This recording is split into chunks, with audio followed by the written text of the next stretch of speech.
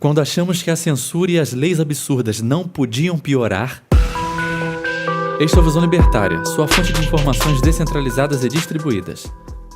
Parece algum tipo de piada, mas infelizmente não é. A loucura positivista brasileira chegou a um nível inacreditável com a sanção do presidente Jair Bolsonaro à Lei 14.180/21, que prevê os seguintes crimes: lesão corporal, artigo 129, ofender a integridade corporal ou a saúde de outrem. Parágrafo 13, se a lesão for praticada contra a mulher, por razões da condição do sexo feminino, nos termos do parágrafo 2º do artigo 121 deste Código, a pena será reclusão de 1 a 4 anos. Tal artigo possui a mesma mentalidade deturpada do feminicídio, crime no qual, segundo a lei, homens que agridem ou matam mulheres cometem tal ato apenas por elas serem mulheres, quando na realidade tal crime pode ter a ver com as questões familiares, como ciúmes, traição, etc. Para melhorar, é incrível como o referido crime é apenas do homem para a mulher. Se ao contrário, o homem sendo agredido ou morto, não existe nenhuma pena maior. Apenas a título de comparação, o crime de lesão corporal simples em situações normais possui pena de 3 meses a 1 ano. Já a pena para lesão corporal de natureza grave é de 1 ano a 5 anos. Porém, segundo nossos ilustríssimos representantes, mulheres merecem ter privilégio legal. Se uma mulher levar um soco, tal ato é tão grave quanto um homem não conseguir andar e ficar mais de 30 dias acamado por levar uma surra. Sem dúvida, algo muito isonômico. Mas a situação ainda melhora conforme o novo crime criado, a violência psicológica contra a mulher. Vamos ver o que diz a lei. No artigo 147b, está escrito assim: causar dano emocional à mulher que prejudique ou perturbe seu pleno desenvolvimento ou que vise a degradar ou a controlar suas ações, comportamentos, crenças e decisões mediante ameaça, constrangimento, humilhação, manipulação, isolamento, chantagem, ridicularização, limitação do direito de ir e vir ou qualquer outro meio que cause prejuízo à sua saúde psicológica e autodeterminação. A pena será reclusão de 6 meses a 2 anos e multa se a conduta não constitui crime mais grave. Nesse caso, a gente pode ver que se uma mulher sofrer uma violência psicológica, é muito pior que se um homem levar um soco na cara. E além disso, a redação do artigo em sua parte final é claramente uma norma penal em branco, aberta, ainda extremamente vaga e suscetível a interpretações e subjetivismos. Afinal, o que é um dano emocional? O que é fazer chorar, ficar chateada? E, além disso, a mera ridicularização também pode ser enquadrada como crime. Então, uma piada com uma personagem feminina agora seria crime também? Além de também estar previsto constrangimento, algo completamente subjetivo, a grande pergunta que fica é: como que isso tudo seria provado? Ou ainda pior, como alguém vai se defender da acusação de prejuízo à saúde psicológica ou dano emocional? A vítima simplesmente alega que sofreu tal dano, e aí como que você prova o contrário? Se mesmo o exame de corpo e delito é extremamente falho, como a gente lida com essa questão? Como alguém vai se defender criminalmente de ferir os sentimentos de uma mulher? Outra bizarrice jurídica trazida por este artigo é com relação a crenças. Então, questionar as crenças, sejam religiosas, ideológicas, econômicas, de uma mulher e isso lhe causar algum dano emocional seria crime? Segundo a redação desse artigo, sim.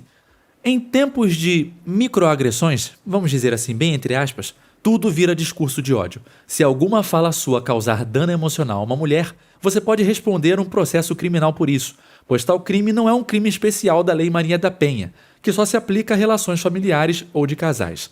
Mas sim, está no Código Penal, onde qualquer mulher pode se dizer vítima. Outra situação que pode ser enquadrada como crime é que uma mulher também pode cometer esse crime se a vítima for outra mulher. Vamos ao seguinte exemplo. Uma amiga age de forma controladora com a outra amiga. A ofendida pode ir até a delegacia e requerer a abertura de um processo criminal. Outra situação hipotética, mas bastante comum, é um pai ou uma mãe que proíbe a filha menor de idade de sair para balada ou simplesmente sair de casa num determinado dia. Isso seria uma restrição de ir e vir. Deveriam os pais responder criminalmente? E mesmo que o acusado seja absolvido por falta de provas ou outra excludente de ilicitude, é uma experiência extremamente desagradável passar por um processo criminal sem contar os custos com o advogado. Muitos podem achar que estamos exagerando e que esse tipo de coisa não vai acontecer. Mas quem não conhece a rotina da justiça estatal não sabe os absurdos cometidos rotineiramente por ela. Eis aqui alguns exemplos. Condenar usuários de drogas que foram presos com um cigarro de maconha, como se eles fossem traficantes. Pessoas que defendem suas famílias de assaltantes sendo presas por porte ilegal de arma. Condenar moradores de bairro pobre por desacato por se recusar a permitir que a polícia vasculhe suas casas sem mandato. Absolver policiais militares que mataram pessoas que não pararam em blitz. Juiz ameaçar de prisão testemunha que dizia não se lembrar de certos detalhes do caso, ou, como muita gente aqui sabe, Cidinha Campos e 3 juízes contra apenas um homem e sua liberdade de expressão e bitcoins. Assim, daria um livro bem grande se a gente fosse listar todos os absurdos que só o autor deste artigo já presenciou em seus 10 anos de advocacia. Para piorar, ainda existe escrito claramente na Constituição em seu artigo 5º: todos são iguais perante a lei, sem distinção de qualquer natureza. Muito bonito isso, né? Constituição, que maravilha. Tem escrito lá: homens e mulheres são iguais em direitos e obrigações, nos termos desta Constituição. É isso aí, parece que esse pedaço de papel positivado por alguns políticos só é relevante quando é um benefício para eles próprios, né? Consegue reparar a ironia? Além destas questões, ainda existe uma outra que não se está sendo pensada, que é o nosso judiciário. Como todo serviço estatal, ainda é notoriamente lento e ineficiente. Imagine o estrago causado pela inundação de processos baseados em dano emocional, o quão a justiça ficaria ainda mais lenta e processos mais complexos e complicados como o homicídio demorariam muito mais para serem julgados, facilitando que fosse decretada a prescrição e logo a impunidade. Outra parte bastante curiosa da inovação, bem entre aspas para não dizer abominação, é com relação ao afastamento do lar do agressor, dado que passou a figurar com a seguinte redação, lá no artigo 12c. Verificada a existência de risco atual ou iminente à vida ou à integridade física ou psicológica da mulher em situação de violência doméstica e familiar ou de seus dependentes, o agressor será imediatamente afastado do lar, domicílio ou local de convivência com a ofendida. Mais incrível deste artigo é que sequer o abalo da integridade psicológica precisa acontecer. Basta haver o risco. O que seria o risco? Uma mera discussão? Opinião contrária de assunto polêmico ou sobre o qual a mulher tem uma crença muito forte? Sendo que tal medida pode ainda ser concedida liminarmente, ou seja, sem sequer ouvir o homem. Literalmente, um homem pode discutir com a esposa em um dia e no dia seguinte ser afastado da própria casa.